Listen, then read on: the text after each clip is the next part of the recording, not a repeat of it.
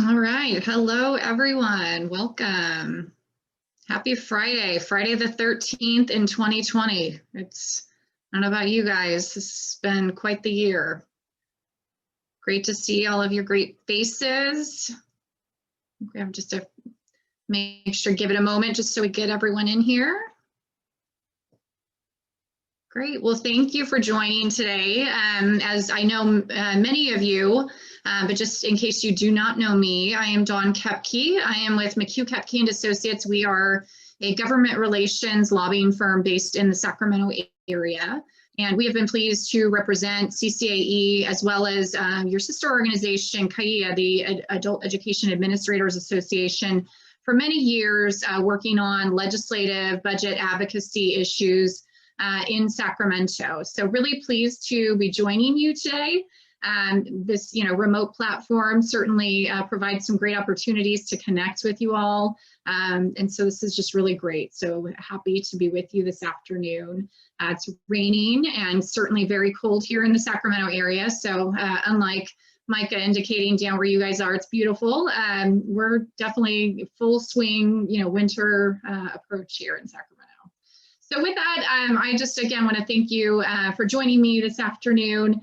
I'm going to go ahead and put up a presentation, go through a few slides, and I would love to open it up for questions and just general dialogue with you all about what you're kind of struggling with, what opportunities you see ahead of us, as well as just to hear from you generally about how things are going. Certainly, I know again these are trying times for all of us, for many, especially for our students who are looking for opportunities, whether that be, for career pathways where they may, have been laid off amid the pandemic and its impacts, much less just parents struggling to, engage with their K-12 students, particularly amid kind of ongoing distance learning and the challenges with that. So, and again, just appreciate you joining us this afternoon.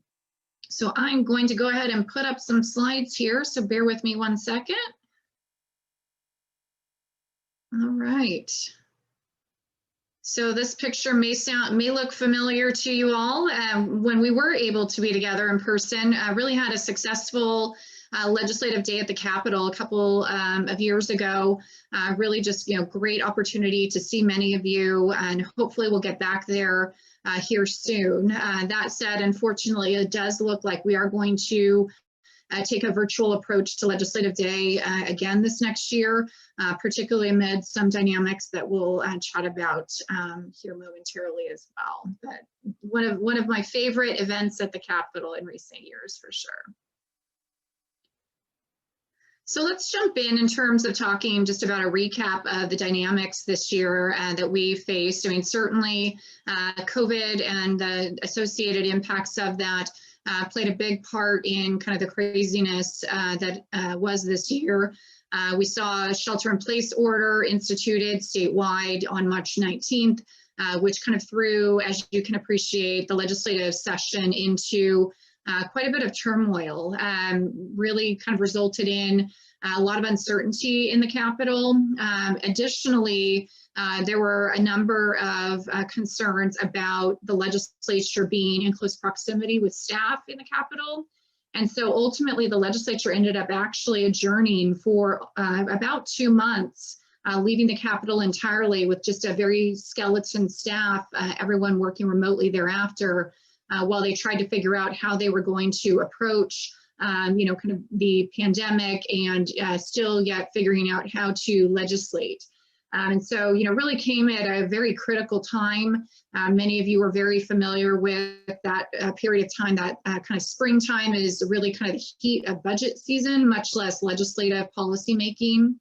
And so the timing couldn't have been worse. Further, we saw that the two systems, the Assembly and the Senate, both came up with different interpretations of whether kind of remote voting in particular was allowable under the state's constitution and legislative kind of authorization. The Assembly's legal counsel advised that they could not do that legally, and that voting remotely would subject them to legal challenges.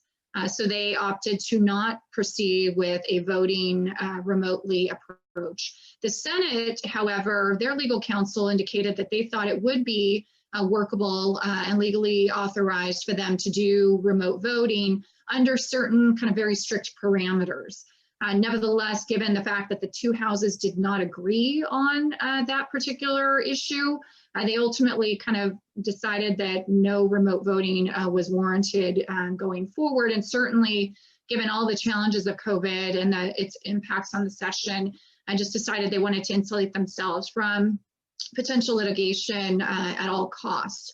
That said, they certainly were grappling with a lot of very significant issues, certainly the response to the COVID-19 pandemic, but also the impacts that was having or expected to have on the state's economy. Certainly there was going to be a very quick hit, no question about it, particularly as, many Californians ended up losing their jobs and, the stress and challenges associated with that.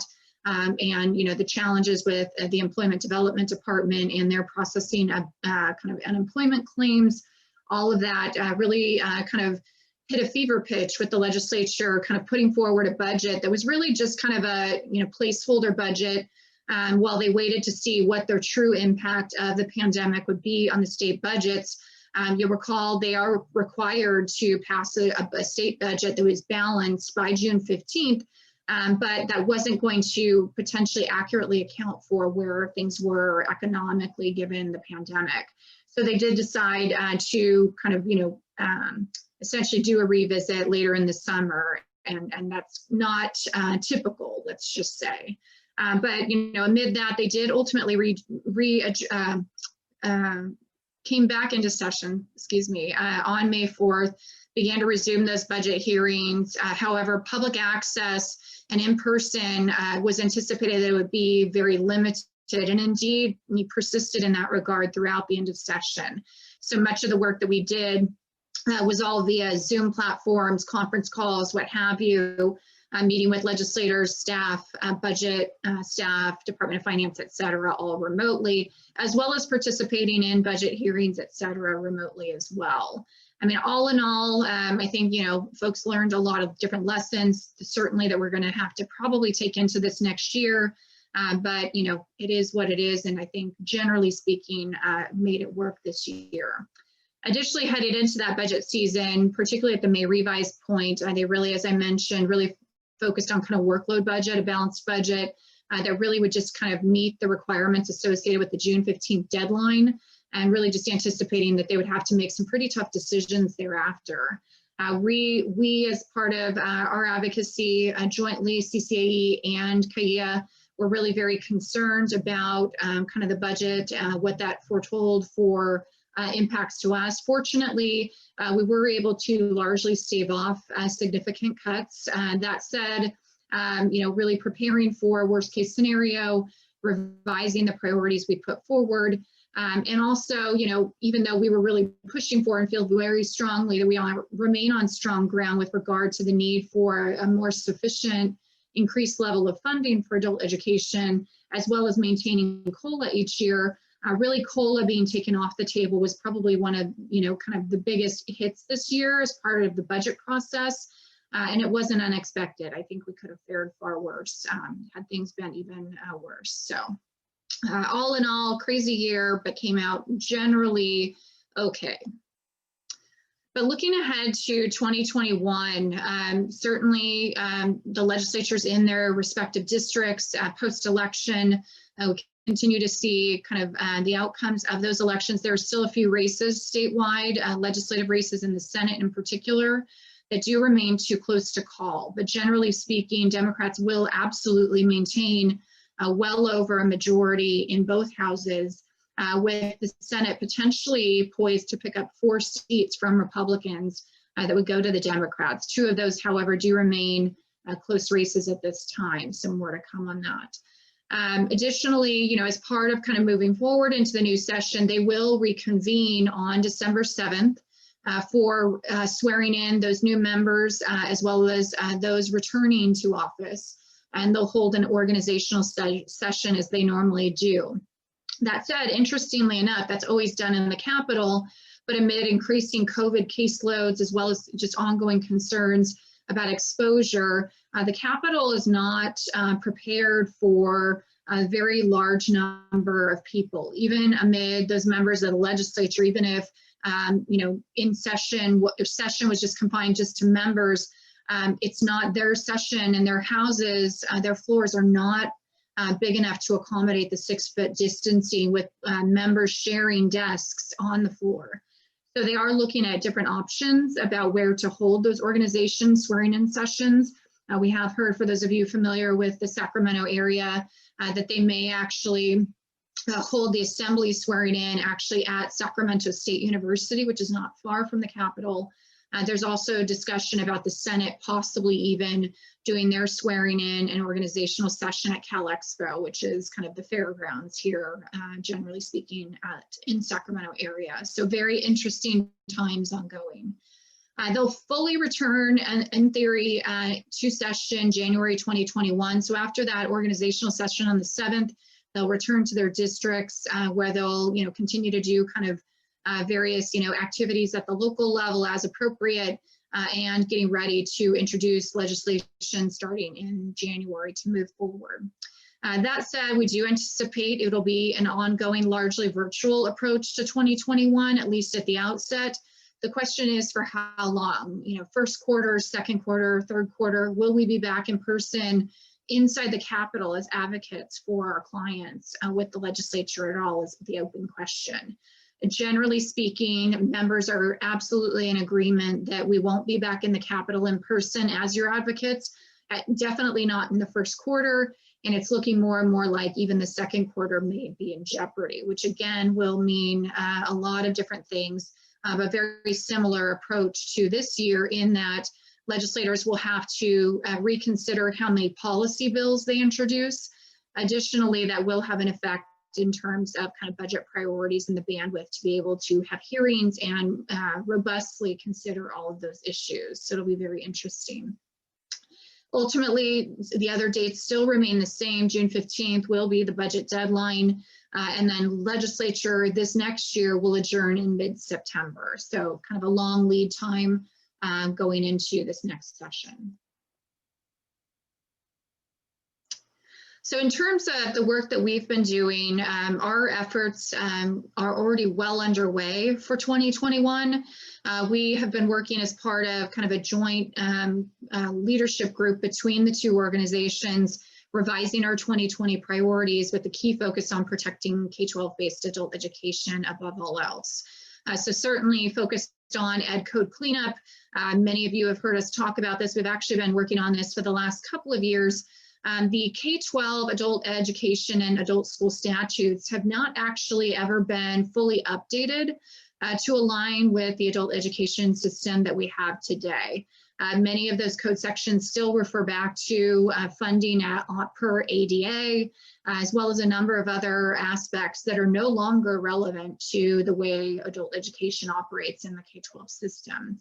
So we have been working on updates to that set of code that legislative staff, Department of Finance, CDE, and others are reviewing currently.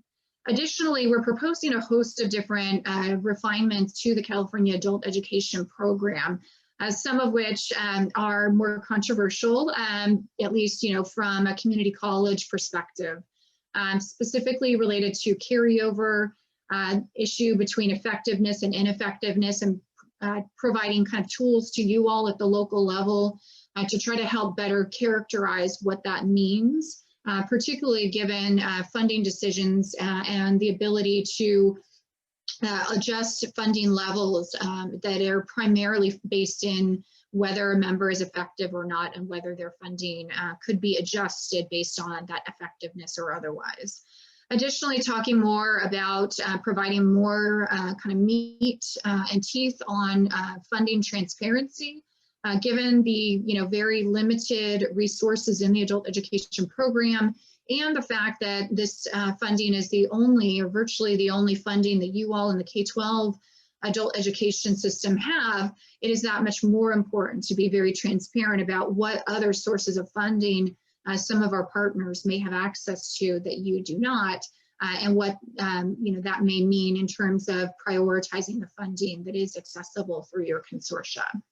Also talking about distribution of funding. From what I am told, many of you, if not the vast majority, still have yet to receive your allocation from the adult education program. That is largely a result of process issues between CDE and the Chancellor's Office and the timing it takes to get their interagency agreement situated, which is certainly frustrating for all of you, I can only imagine, and a growing concern over that timing amid school districts, your school districts, struggling with their own fiscal issues for their K-12 side of the house, and challenges with them, and really kind of an unwillingness to actually float adult schools on a going forward basis, making the distribution of that funding more timely, much more important. And then finally, talking about voting structure. Obviously, there's no consistent statewide approach to voting structures in consortia statewide, but we are proposing some changes to that to try to level the playing field among all the members of consortia statewide, and particularly given concerns about uneven structures that may have, one district, whether that be a school district or community college district that has multiple campuses, having more than one vote that potentially could sway things inevitably and every time in one member's favor over another. So concerns over that. So as you can imagine, just based on those brief descriptions of each of those things, a number of those quite controversial in terms of kind of how other stakeholders are viewing those. Additionally, working on state advocacy, we are having these conversations in real time with legislative staff, Department of Finance, Chancellor's Office, CDE, as well as our colleagues at ACE, the Association for Continuing and Community Education. So really reaching out broadly to make sure folks, have the opportunity to review this language, as well as, opportunities to discuss alteration and refinement to get to a workable place for everyone. And then finally, in terms of advocacy and grassroots, we are also working on putting together a plan for you all in the field and your students to engage by preparing some materials along the lines of these priorities, as well as helping to support you in terms of field advocacy remotely via kind of web-based platforms like Zoom, which we, based on feedback from many of you this last year as part of Ledge Day, those meetings really went quite well, also providing a great opportunity for a higher level of participation from you all locally, as well as your students. So more to come on that, but definitely in the works as well. So let's talk about those revised priorities and some of the advocacy aspects of things. So while the priorities I mentioned on the previous slide are certainly in the weeds, above all else, going into what we expect again to be a tough budget cycle, we are prioritizing the need to protect adult education's funding that's currently in the system, as well as pushing for a COLA, albeit realistically that may be difficult to secure a COLA, but nonetheless being very clear that adult education should not be subject to any cuts, particularly at a time when, again, we're working on kind of providing short-term career retraining, training to get, Californians who either may have been laid off amid the pandemic's impacts or who are just seeking opportunities to get on a career pathway to support they and their families, that does remain in place, and we're not forced to do further cuts amid a challenged budget situation. Also ensuring that we're providing opportunities and the tools you all need to support these parents of those distance learners in the K-12 system. So we'll definitely be pushing very strongly for maintaining the funding, and we'll definitely need your help to do that. Additionally, as I mentioned, working on the education code updates, we have put those together. Certainly, we can share those out here soon, largely uncontroversial. Again, really just aligning those ed codes for the K-12 system with the California Adult Education Program as it stands now, and bringing that up to speed and in alignment with that. The carryover criteria, though, however, does remain somewhat controversial. We largely believe that's a result of perhaps a misunderstanding about what our proposal intends to do.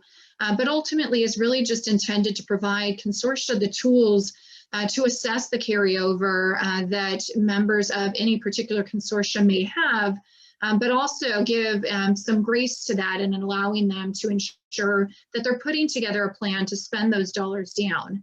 The fact of the matter is we have been pushing for increased funding in the system, but we're also very clear that the challenges, one of the key challenges to that is that the amount of funding we've been pushing for to be increased into the adult education program, interestingly enough, is about the same amount as we've been carrying over year to year. So that presents a challenge when we're pushing for more funding when you all and your colleagues in the community college system aren't spending those dollars.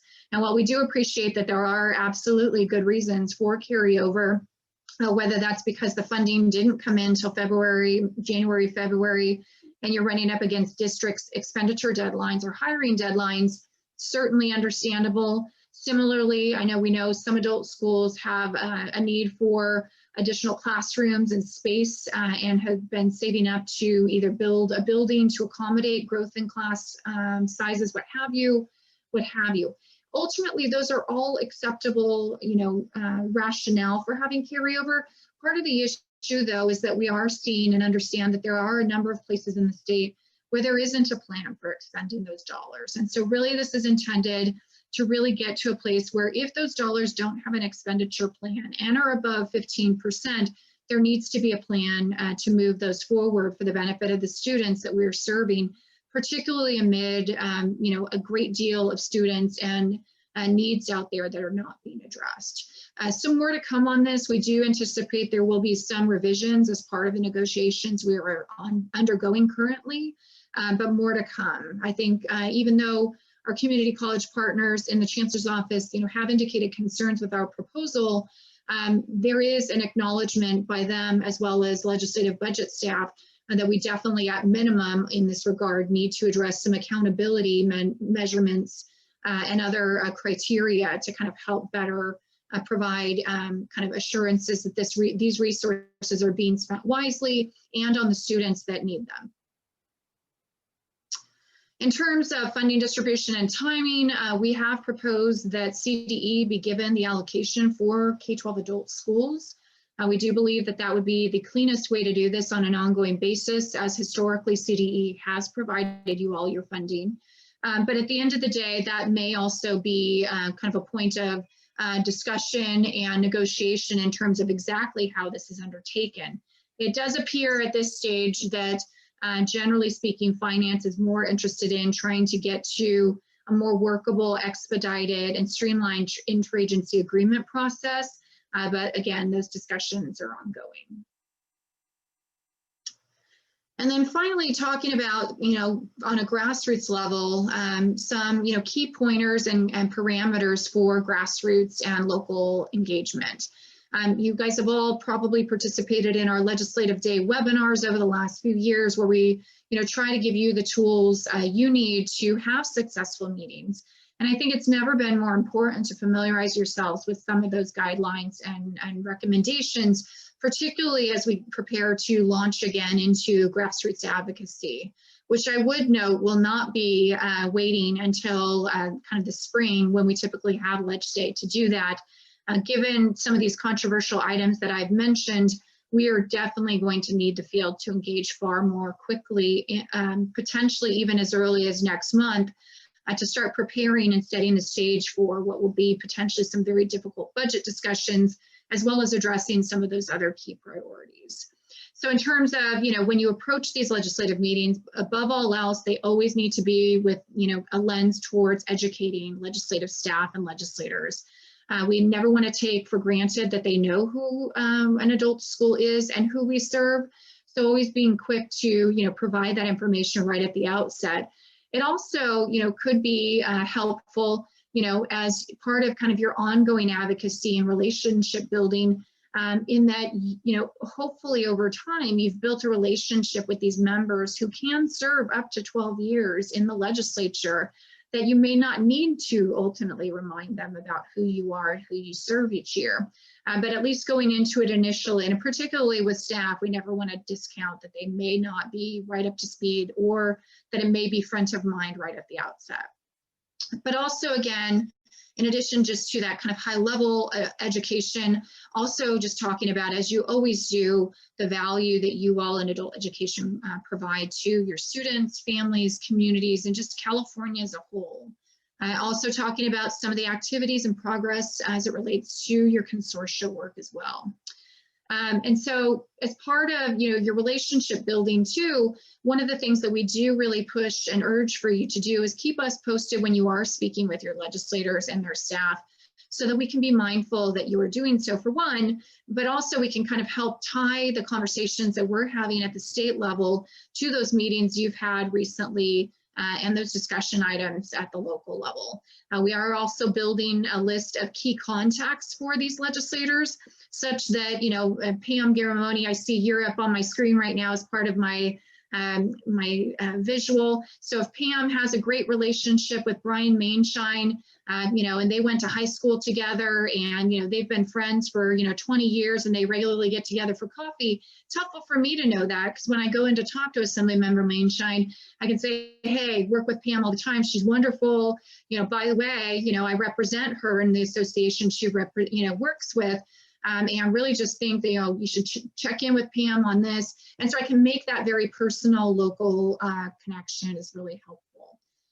So ultimately, the biggest focus this next year is going to be on budget priorities, maintaining the education funding we have, particularly amid what we expect to be a tough budget cycle, and just generally preserving access.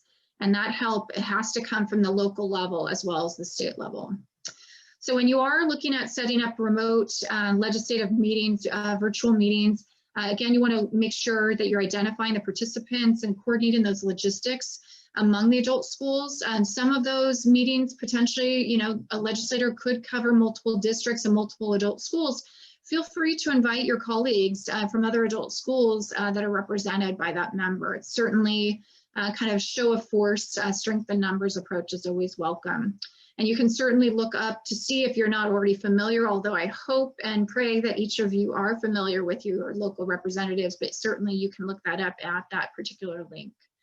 You definitely want to submit a meeting request. Typically you do that via email to the legislator's office so that they can have that in writing and requested timeframes, such as by May 8th prior to the May revise, or we'd really love to connect with you, before, you kick off the legislative session, so that adult ed is on the front of mind, particularly what we expect to be a difficult budget year, what have you.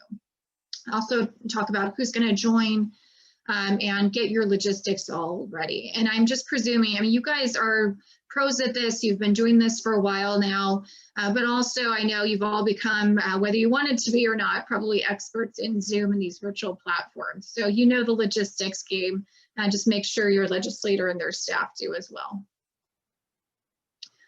So again, we'll be having materials out to you in the coming weeks and coming months as things evolve, so stay tuned for that. But also make sure, if you have any questions about the legislators you're meeting with, feel free to ping me, send me a note, or just, generally look up their bio on their webpage. It's really important to kind of have a sense of who you're talking with and what their priorities are, especially given that we will have a handful of new legislators coming into the legislature. And those are folks you're definitely going to want to make contact with very quickly, even without an agenda. Just introduce yourselves to what the priorities are for you, what have you. And certainly we'll be doing that at the state level as well, but definitely need to come up to speed on those new members. We will also be updating our chart, or our list of legislators that fall into each section's kind of bandwidth and purview responsibility area to incorporate some of those new members and those that have termed out or lost their races. So stay tuned. We will get those materials out to you as well soon. Also, make sure you know who's attending, dividing up the talking points. Students are always really very well received as part of these meetings, but importantly, you also need to keep the meetings brief but impactful. If the conversation's going on for 30 minutes, chances are you're going to start to lose folks' interest. So really you kind of want to try to keep your talking points and openings to about 15 minutes, 20 minutes max, and leaving about the next 10 minutes for kind of open dialogue and conversation Q&A. Also, you want to make sure you're listening for engaging reactions, watching body language. That's why I love these Zoom platforms in the absence of being in person. At least it does give you some visual beyond just a conference call. So if the member is, looking down at their phone, not looking at you, or, yawning, or just, completely out to lunch, distracted, that's helpful to know. Clearly, you got to wrap it up, or say something that's, going to break the ice and get their attention back to you. And never argue, ever, ever, ever, don't ever argue. If there's a disagreement, just always be respectful. And if there is a concern that's raised, and then also just make sure you let myself and the leadership team of the two organizations know, and we'll follow up to see what the issue is there. And then always, if there's not a question that you can't answer, always just defer them to me. So finally, just before we wrap up, I really just want to also put in a plug for our PAC.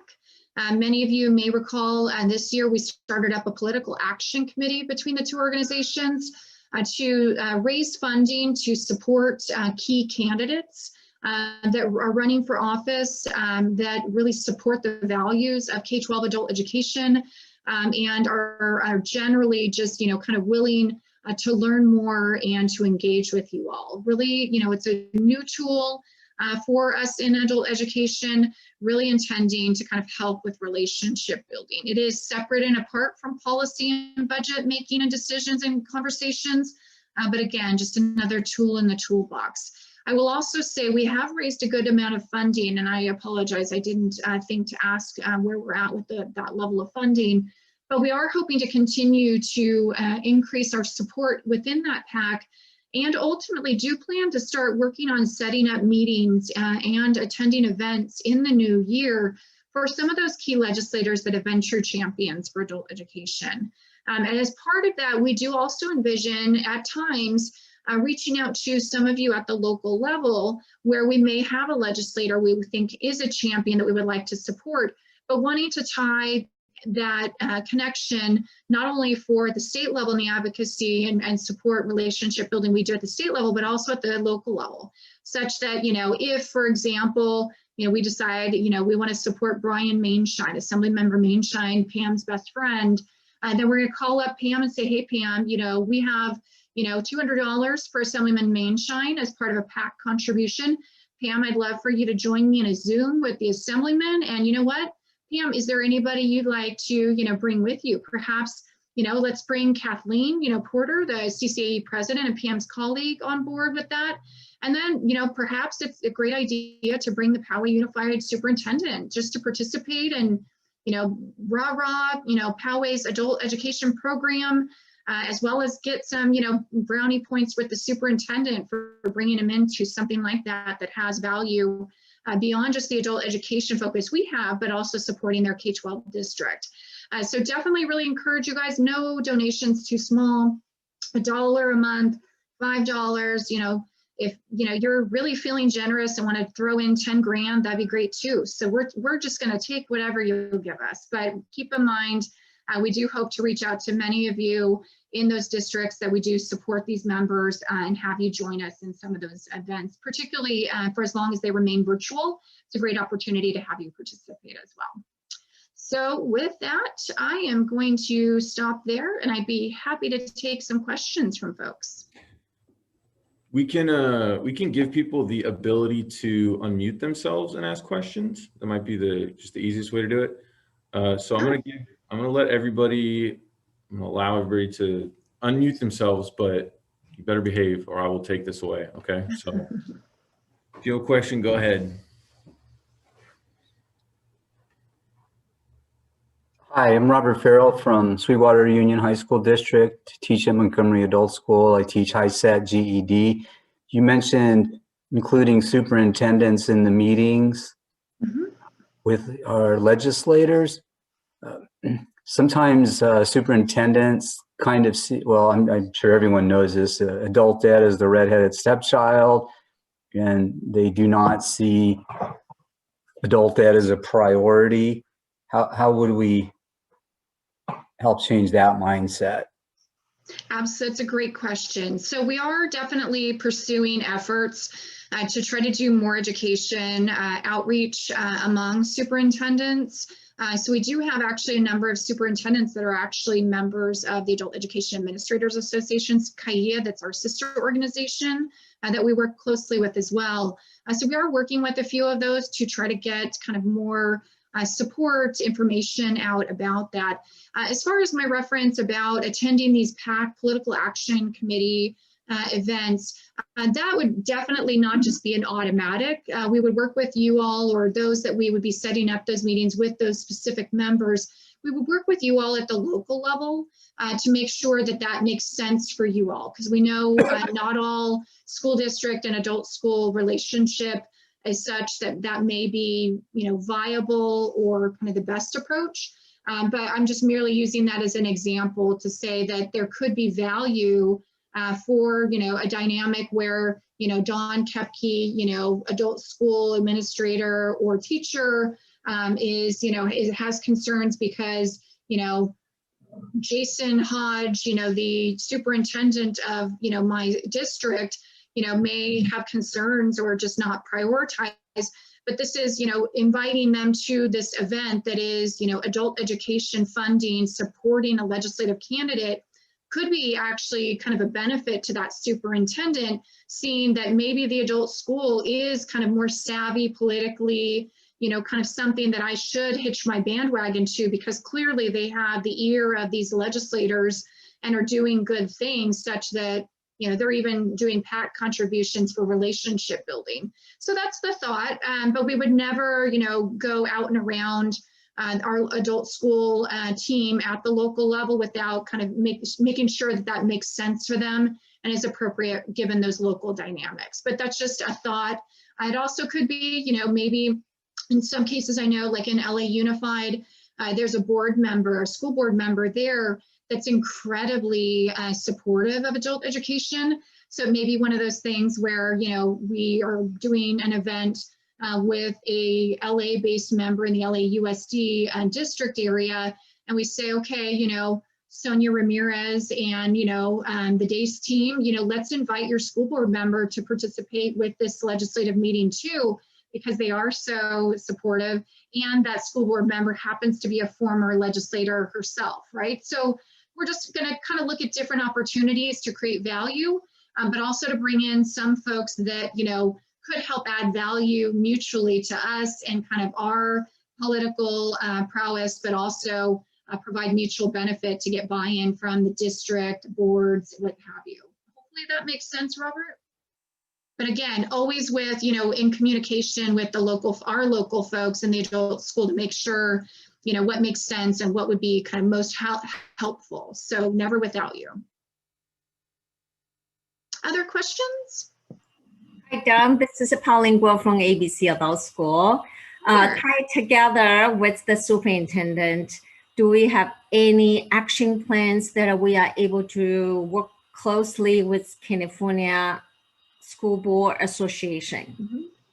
Absolutely. So we are doing that outreach and going to be ramping that up even more so with like the School Boards Association. Many of you may know Joanne Durkee. She's a former adult education educator administrator in the Contra Costa area. And so she now serves actually as a school board member for Mount Diablo Unified in Contra Costa County. So she has been a great resource and advocate within the School Boards Association to get them more up to speed and more focused on the importance and value of adult education. So we definitely will continue to build upon the work that she's done in that area, especially going into this next year. Absolutely.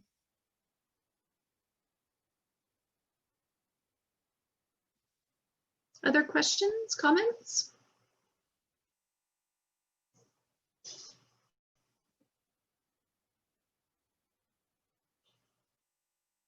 Quiet group today. Well, again, I'm happy to answer any additional questions you may have, but you'll definitely, as I mentioned, be hearing more from us here in the next few weeks and certainly the coming months as we continue to work on these issues. I will just say, additionally, as I mentioned, we have been holding meetings with finance, legislature, et cetera. We have a follow-up meeting actually even next week jointly with all of those stakeholders, as well as Department of Finance and others. So conversations are definitely happening quickly and in earnest. And it looks like, Robert, you have your hand up again. Please go ahead and unmute yourself. That'd be great. There was a lot of information here. I really appreciate it. Will there be, do you have a PowerPoint slide for this, or will you be sending this, or when will the recording of this be available? Because I'm going to need to review this. Of course. So we'll definitely get these slides over to the team. I think I'll probably go through Micah, who's been my point of contact for the conference today. So we'll definitely get that out. I'm sure he can circulate it to the attendees, and then just happy to answer any questions thereafter. As far as the recording itself, I'm not sure I'm the best person to answer that, but I'll defer to perhaps David or Micah or someone else who may be able to respond to that. Yeah, Well, it was very informative, so thank you. Thank you. We'll be able to post the recordings of all the sessions on the website in the next week. Great. Thank you. You bet. Dawn? Yes, hi. Hi, this is Patricia Bradshaw. Thank you very, very much. It's nice seeing you again. My Likewise. question is, how valuable will letters be to our assemblymen and senators from students? I feel as though they always value those. I mean, certainly, those are the constituents that they are, here in Sacramento to help and support. So without question, those are always valued. And, staff love reading through them, so do the members. And they also really, take care to kind of try to recognize, the value that those students provide in engaging. Many legislators and their offices actually even will send follow-up notes and responses directly to the students if they are, open to providing their contact information, which is always well received by many when they do receive a letter or note directly from legislators. So I think those are absolutely valuable. And, really just kind of provide like a real face on the work that you all do. So I think that's great, Patricia, absolutely. And just kudos to you, because you in particular are just a rock star when it comes to, getting students engaged and having their voices heard. So thank you for all the work you do, Patricia. Thank you. I appreciate you. Likewise. Any other questions, comments?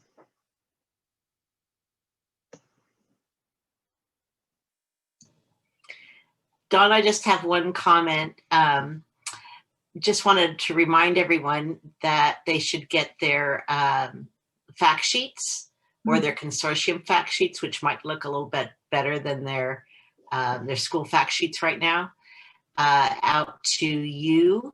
They can send them to Victoria or Adriana, so that when you go in and speak to a representative, you have some local information.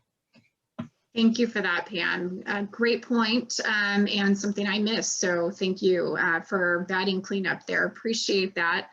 So you may recall we've really asked, all of our adult schools to update their fact sheets that they've put together, or if you haven't done one, to do that. We do have samples of many that have already put those together that you can find on the CCAE website. I believe it's under the legislative advocacy tools on the website there. So definitely would encourage you, if you haven't already put one together, or if you're not sure if your school has, definitely go take a look. Once we do receive those from our adult schools, we do post them there with the help of David Palmer and Victoria, et cetera. So those are really important. And I should just note, not only just, so others in the field can see those, but when I go into to meet with a legislator or, send material over to their staff, I actually go on to our CCAE website to make sure that I know what is available. And if there is an adult school that has submitted their fact sheet, I will print them off right from the CCAE website to take those in with my materials, so that again, I can tie like our state, organization priorities to their local adult school and kind of make the connection between the two. So those are really valuable tools, not only for you all that should be using them when you do your legislative meetings and grassroots activity, but just know I'm also pulling those down from the CCAE website as well. So definitely make sure that you are sharing those out with us. I know we have not received all of the adult schools fact sheets, so the more I have, the more helpful that is. So if you have any questions, please feel free to let me know, but there are great examples that are already posted there. So thank you for that, Pam. Dawn, this is Adriana, and I just put my email address in the chat pod because they can just email them to me directly as well at execdrr@ccaestate.org, and I'm happy to get them to where they need to be posted. Wonderful, Adriana. Thank you so much. Any other questions or comments?